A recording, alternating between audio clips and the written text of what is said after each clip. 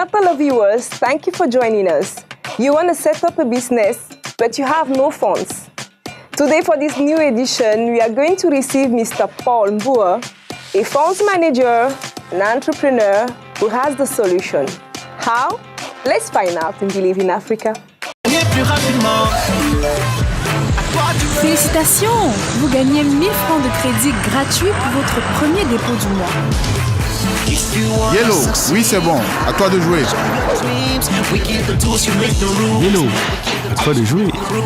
Parce qu'on sait que tes rêves ne veulent plus attendre. We keep the tools, you make the rules.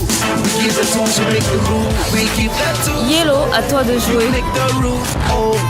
Avec déjà plus de 30 000 points de retrait et des milliers de points de paiement à travers le pays, MTN Momo est le réseau le plus étendu pour être encore plus proche de toi. Et en cadeau, en ce moment, nous t'offrons 1000 francs de crédit de communication gratuit à chaque premier dépôt du mois. Maintenant, à toi de jouer. Mr. Paul Mbua is here with us today. Welcome. Thank you very much. Thank you for inviting me. And I'm happy to be here. What does it mean, Mbua? Mbua means rain. Rain. When it pours, when it rains, that's the meaning of my name. So I come with a lot of blessing. Oh my goodness. Can you please introduce yourself to the televiewers? Yes, my name is Paul Mbua. I'm a Cameroonian, but I'm a citizen of the world. And also I'm an entrepreneur. Basically, what I do is come up with ideas and see how to solve the problems within my community and in Africa in particular. And I'm an ecosystem architect, which simply means that we build and we raise lots of entrepreneurs. What about your academic background? Okay, for my academic background, I studied IT. And after my certification with ASAF, are you a product made in Cameroon? I'm a product practically made in Cameroon, built in Cameroon. Yes. Okay. You are a funds manager, entrepreneur, consultant, trainer, web developer, digital marketer, IT expert. You are the founder and CEO of Zixtech. Yes. Corporation, Zixtech Corporation, a child from Zixtech organization that has been running from 2009? 19 or 9? Zixtech Organization 2009, Okay. Zixtech Corporation 2019. All right then. Thank you for the correction. Okay. The organization is to create opportunities for entrepreneurs in Africa. What motivates you to launch your company? You know, is there any story behind? Okay, simply what motivated me to run my company is after school, after high school, I never had the urge to work for somebody. Wow. I thought maybe working for somebody was a waste of time of my abilities, right? It's good to work because I think if you work in the right way, you build the skills that you need to run a business. So, but to me, I believe I had to start by creating other entrepreneurs. So I started out after my studies. I said, okay, I worked for a while. I worked for IRAD, Institute of Research for Agricultural Development. It's a government institute. But I didn't find myself after a year and some months. And I said, okay, it's good, let me go in full time. So it's after the creation of Zixtech that I said, okay, let me go full time into creating entrepreneurs. And what really brought me joy was to see that at the end of the day, somebody who had no skill, no money, could start a business, could rent his home, could fund for himself, and also could help other people. So that was the dream that really captured. Okay, tell us about Zixtech. Okay, Zixtech is an organization I founded in 2009. And the main reason for the organization was to build the capacity of young people to become entrepreneurs. So I saw the need of having young people who desired a change and also didn't know how to go about it. Young people had ideas but didn't know how to become entrepreneurs and how to proceed and how to put in place structures to develop their businesses. So that's the idea of the tech organization. And I didn't want to create another organization. I wanted to create a social enterprise, which simply means that it's an organization that is based on services. So it's the services that run the business, right? So we get income from developing websites, from teaching people about digital marketing. And the impact of it is having free training. So for example, we can go to a community and train young people on how to use Facebook for business, how to use YouTube for business, how you can be a professional digital marketer. So those are the things we develop with Zixtech organization. And it's been a fantastic journey so far. How can I profit from Zixtech technology or services? Okay, so we have programs every month. So every month we have digital marketing trainings where you can apply to be a student and you go through the trainings. We also have so many other trainings. So simply you just go to the website or you go to the Facebook page and you give your request. So are you an entrepreneur? You have a business idea, but you don't know how to go about it, or you need skills in terms of technology. So when you send your request, it's more of a customized solution. So there are times we do general trainings for everybody, we do paid trainings, and we do free training. So when you contact us, we'll be able to give you the right services that will fit your needs. Okay. I also read somewhere you're a fund manager. What does it mean? Okay, so a fund manager is simply someone that manages the money of other people. Okay. So we have people all over the world. You can be an individual who wants to invest. You're working and you want to keep a percentage of your income for investment.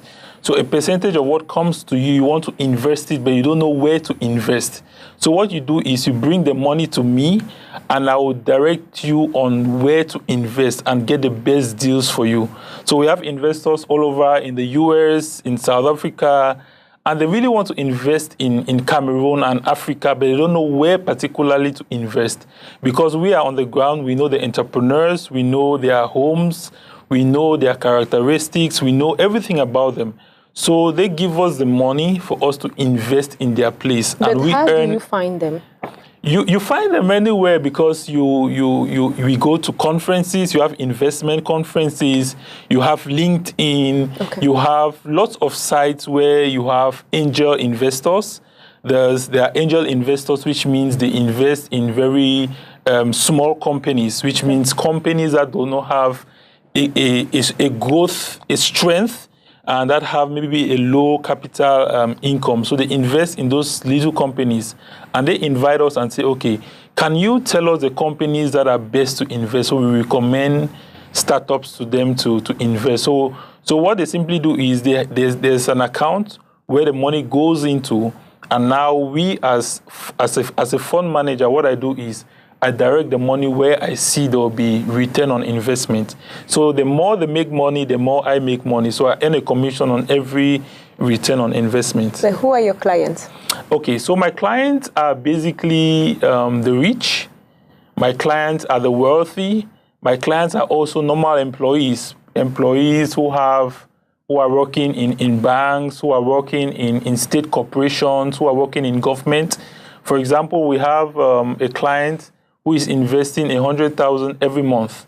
So what he does is he keeps aside 100,000 francs every month and we invest the money. So we'll give him now account. He wants return on investment after 2 years.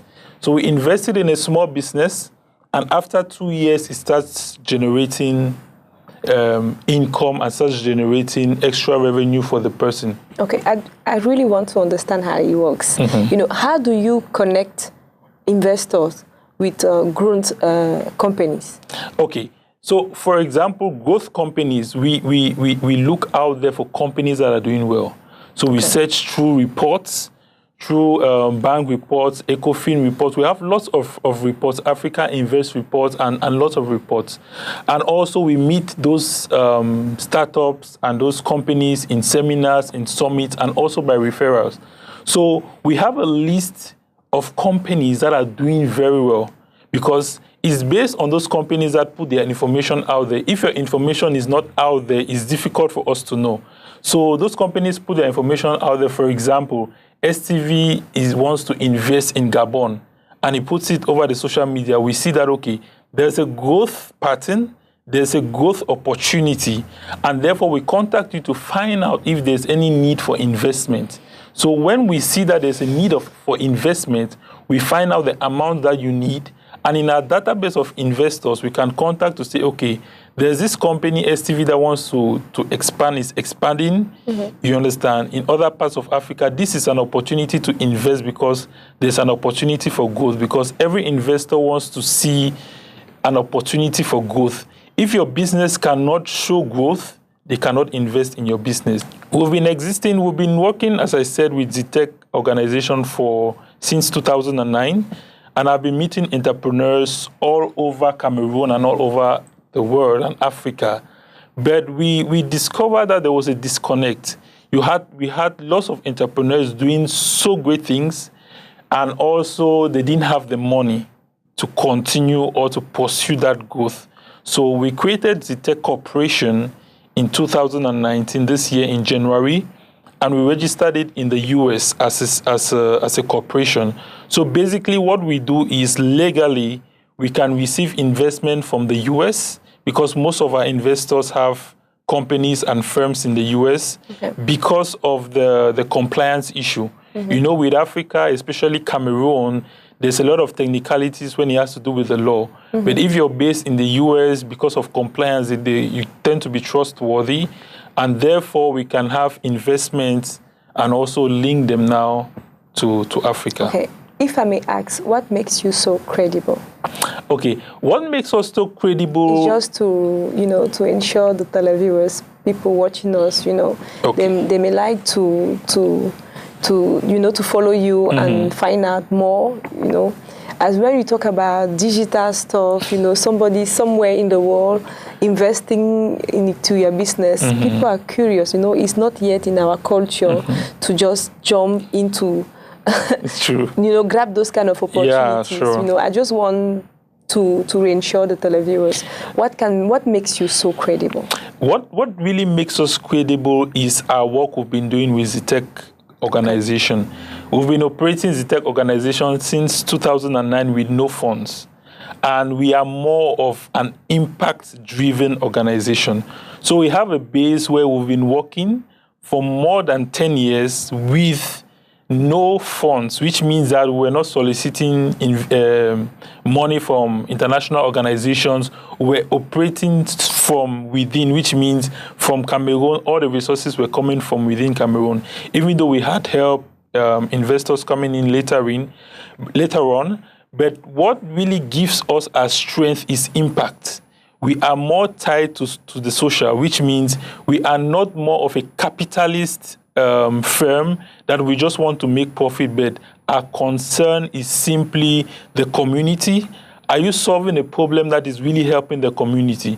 So that's our strength. That is our greatest strength, because when investors come, they don't just want to bring money, but they also want to bring impact. They also want to feel that, okay, their money is really changing lives. It's not just giving them an additional source of revenue, but also it's changing lives. So our key selling point is our impact story. What we've been able to do in Africa with little or no resources, because we started with nothing. I started from my house, and we built from my house up to where we are. Okay, can we have an idea of your achievements?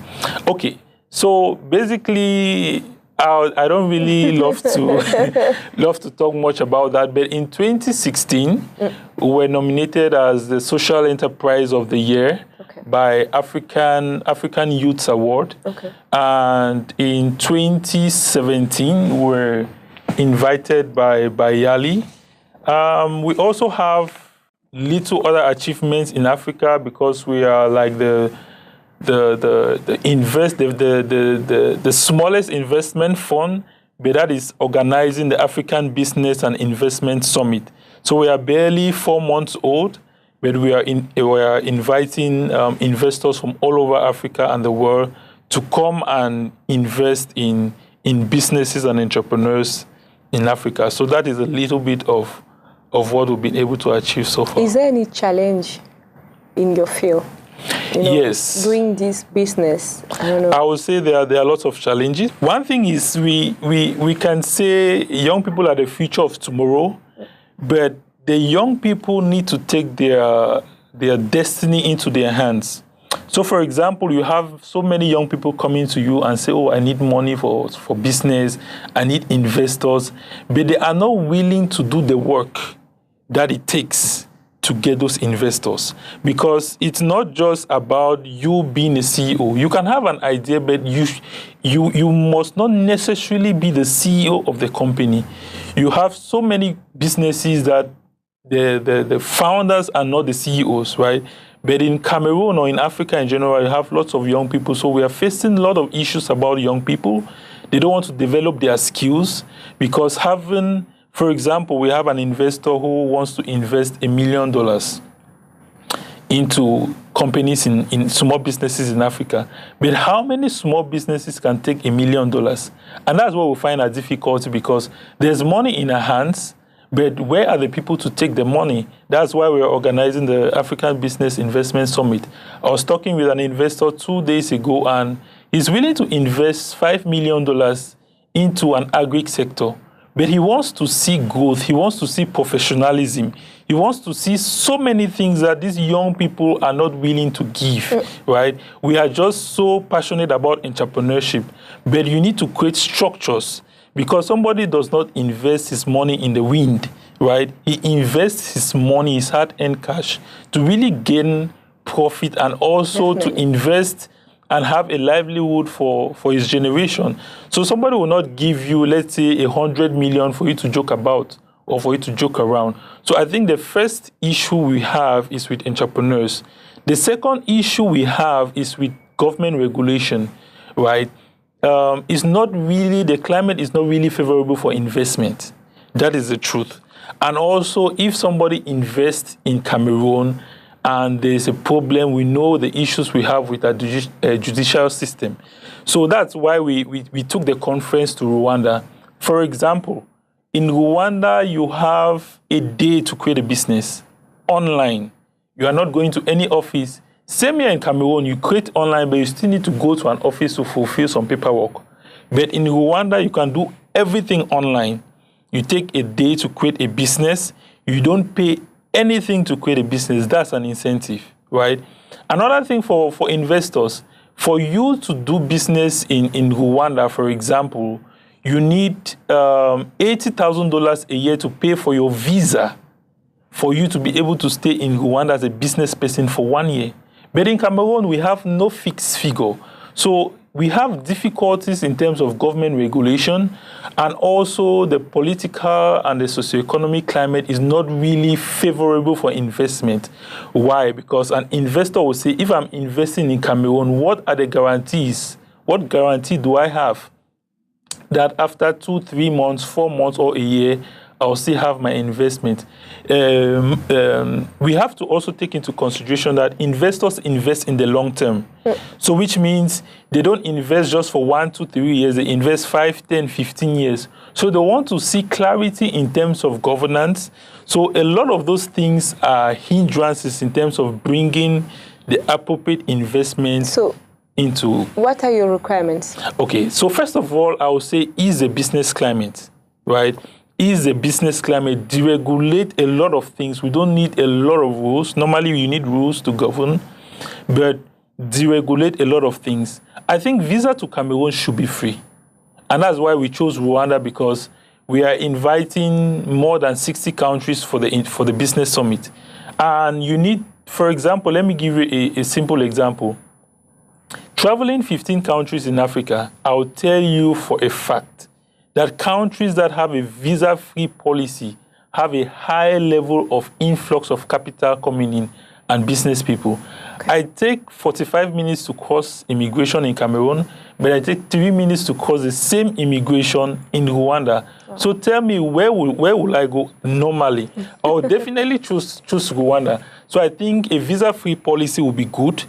Also, the taxation system. You know, normally we have a declarative taxation system, but no one is held into account if he overtaxes an entrepreneur. So most entrepreneurs shun away from big businesses because they are afraid of taxes, because there's no clarity in terms of it. So I think if the government can put up a structure in which you have clarity to say, okay, if you're making this amount, you know, and if there's a complaint, you can complain and the person is sanctioned. I think that will go a long way in improving the business climate.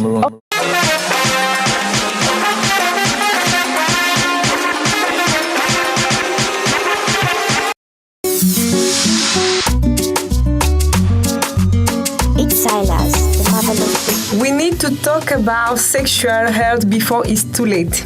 Sylvie Uriwa, étudiante en médecine, et son jeune frère jumeau Sylvain Muzungu ont mis sur pied une application rwandaise d'éducation des jeunes à la sexualité appelée Tanti. Venues d'une observation faite, les jeunes filles au Rwanda devenaient mères de manière précoce, n'ayant jamais reçu une éducation sexuelle et obligées d'arrêter leurs études. La plateforme panafricaine d'e-commerce Jumia a officiellement annoncé son entrée à la bourse de New York, la plus grande salle des marchés du monde. La cérémonie a eu lieu au Wall Street, un moment historique pour l'entreprise, le résultat d'un travail d'équipe. D'après un article publié par The Guardian, Jumia est actuellement actif au Nigeria et dans 13 pays africains, avec plus de 81 000 vendeurs actifs effectuant des transactions en ligne avec des millions de consommateurs. En Guinée, Fadima Diawara, la fondatrice de Kumfabo, une marque de smartphone low-cost 100% africain. Kumfabo, composé d'applications préinstallées et purement africaines, est censé répondre à des besoins locaux avec des applications intégrées de géolocalisation, de centres de santé, hôpitaux, pharmacies et bien d'autres. La marque devrait être lancée au courant de cette année et proposera à des consommateurs des smartphones et des smartwatches à prix abordable, d'après un article publié le 16 avril dernier par African Shaper. L'Afrique abrite la majorité des entrepreneurs du monde, d'après un article publié le mois dernier par Africa Feed. L'Afrique subsaharienne a le taux d'entrepreneuriat le plus élevé au monde, avec environ 42% de la main-d'œuvre non agricole, classée en tant qu'indépendant ou employeur. Un nouveau rapport de la Banque mondiale indique que 76% des Africains considèrent l'entrepreneuriat comme un bon choix de carrière.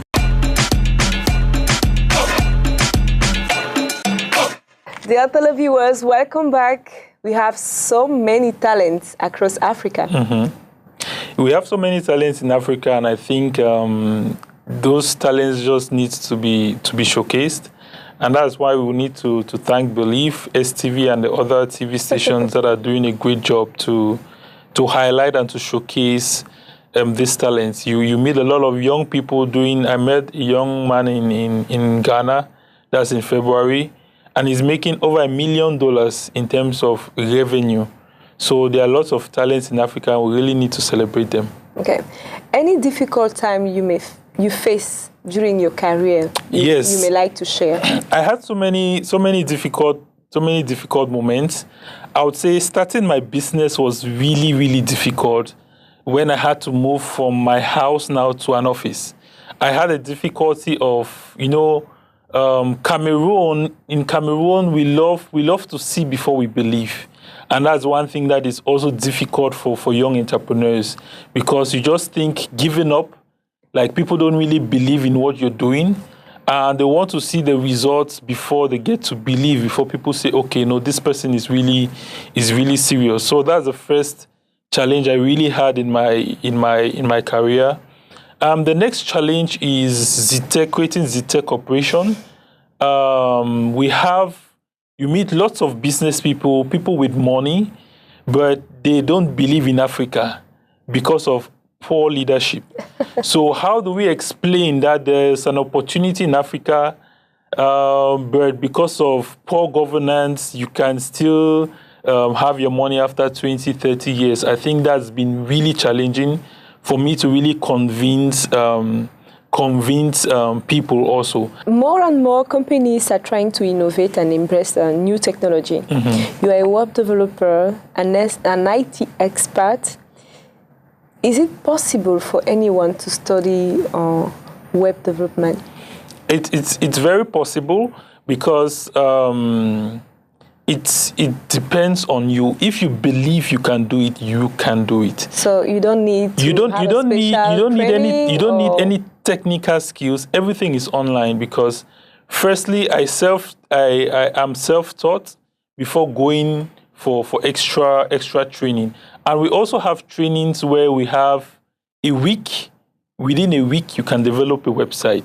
So with those trainings, and I've seen young girls who had no skill in IT, in programming, in building websites or graphic, but after a week of training, because they put their mind to it, because of hard work, they can develop websites. You are organizing the first edition of Africa Business and Investment Summit. Yeah. That will take place in Kigali, Rwanda, from the 27 to 29 May. What is your objective? The objective of the investment summit, first of all, is to bring entrepreneurs together to look into their businesses, because entrepreneurs all over Africa? Entrepreneurs all over Africa, because our focus is Africa. Okay. We believe Africa is the next big thing to happen. It's already the only thing that has to happen in the world, to the world. So we're bringing entrepreneurs together and candidly look at our businesses. Ask ourselves, what is holding us back? You know, most times we have entrepreneurs who we just compare ourselves with those in the community to say, okay, how many entrepreneurs can make 50 million every year? You have very few of these small businesses. How many can make 500 million, 600 million? But if you go to South Africa, you go to the US, you see entrepreneurs making over 5, 20, 40 billion every year, and you ask yourself, okay, what is the problem? So our focus is investment, bringing investment to Africa, showing other entrepreneurs that it's possible, looking detailedly at our businesses and asking ourselves, what are the things that are not working? Also bringing the entrepreneurs in front of the investors. Okay. You understand? So the investors now will tell them, okay, this is what we are looking for. This is what we want to invest in. Can you work on this path? Can you work after 2 years, you come back to me? Or can you work after 6 months, come back to me? So our outcome is that we want businesses to have investments at the end of the conference. We also want to see a growth in terms of employment. So how many of those companies will employ more people after a year? How many of those companies will increase in terms of revenue? And how many of those companies will increase in terms of technology and adoption? A last word to those young people who like to create a business. It's easy to create a business. Normally, we know it's challenging. We live in a very challenging environment. But those challenges should be an opportunity for you to outstretch yourself.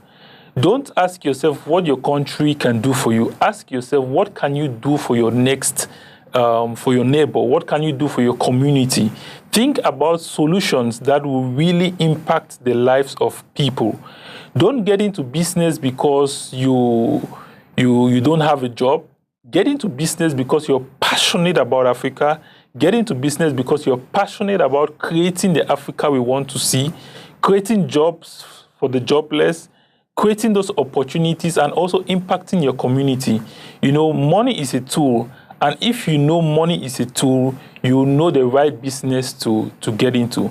So I would say don't be discouraged, no matter the challenges, no matter the hurdles on the way. Be determined. And you know, if you believe, it's possible. If you don't believe, it's possible. So everything depends on you. When everybody sees that you believe, then people will rally behind you. But if they see that you don't believe, they will not believe in what you're doing. So the thing I would say is believe in yourself and believe in what you're doing. Believe in yourself. Yeah. Okay, what about those who want to set up a business and they don't actually have enough funds? Okay, so what is your advice? Those who really want to set up a business and they don't have enough funds, I would say, just email us info@zixtechcorporation.com or go to zixtechcorporation.com, the website, and you have our contact. We have lots of incentives, even in Cameroon, where you have we do a bit of crowdfunding, which means we go in the community of entrepreneurs. We have a network called Entrepreneurs Initiative. So we have entrepreneurs who are keeping money aside every month, every year to invest in productive businesses. So there are little monies aside that you can take. There are local competitions in Africa, in Cameroon. We've talked of Tony Elumelu. We have so many competitions that young people can get into. And what we believe is those competitions are not just there for you to have money, but they also help to build your business. So when you contact us, we'll help you to locate what appropriate finance is good for you, because when you're starting, it's not good to have so much money to start. Because when you have so much money to start, you won't be able to know every part of your business. Just take, for example, you just leave STV right now and they give you a supermarket of 15,000 employees. I bet you will not know what to do. But if they start you up with a supermarket or a store of 2 persons, it goes to 3 persons, 4 persons, 10 persons, 20, 40, 50, 100. You know quite well what happens in an ecosystem of 10 employees. So if you have 15,000, you know exactly what to do, and you know exactly how your business functions, and you know when your business is failing, you know what to attack, and you know where to go. So money, I would say, is important, but is not the most important thing in business. In business, you need ideas. In business, you need the strength, the confidence. You need the fortitude, you need the foresight, the vision. The vision is very important. When you have all of that, the other things will come. Mr. Paul Mbua, thank you so much for your time. You know, we spend a wonderful time together. You know, all the best. Thank you very much, and it's a pleasure being here, and I enjoyed myself. Chers téléspectateurs, merci pour votre fidélité. On se retrouve très prochainement pour une autre édition Believe in Africa. Ciao, ciao.